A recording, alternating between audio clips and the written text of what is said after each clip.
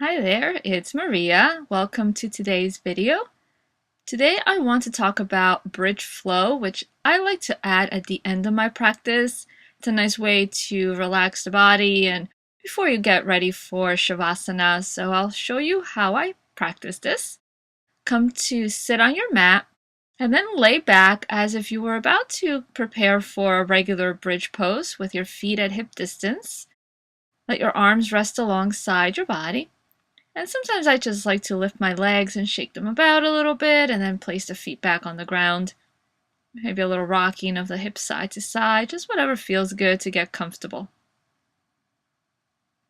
So the feet are at hip distance and you don't want to bring the feet all the way back towards your hips. You might hear teachers say touch your fingers to your heels, but that's actually not a good alignment when you lift into your bridge pose.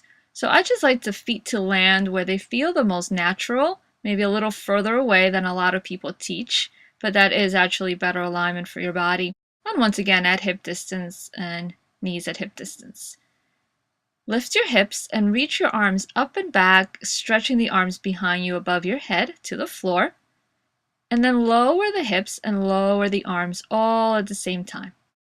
Inhale, lift the hips, lift the arms, reaching them back, stretching it all the way back. And with your exhale, lower the hips and lower the arms. You want to continue practicing this maybe about 5-6 times in your practice. Just getting a nice stretch through the arms and a nice soft lift through the hips.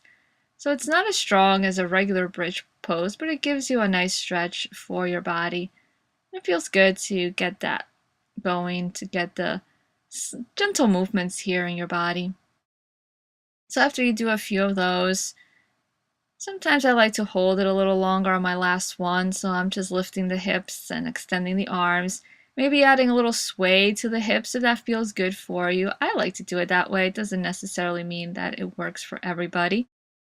It's just a little stretch in this therapeutic bridge pose.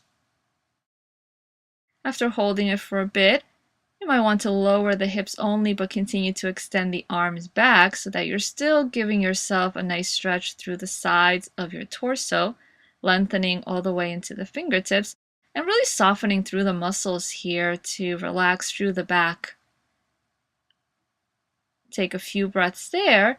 You can also hold on to opposite elbows here with the arms above your head on the floor, which is also a nice stretch, and after holding it for maybe 5-6 breaths there, you can switch the cross of the arms, giving your body evenness and balance so that you're doing the same thing on both sides, and hold that for about 5 or 6 breaths.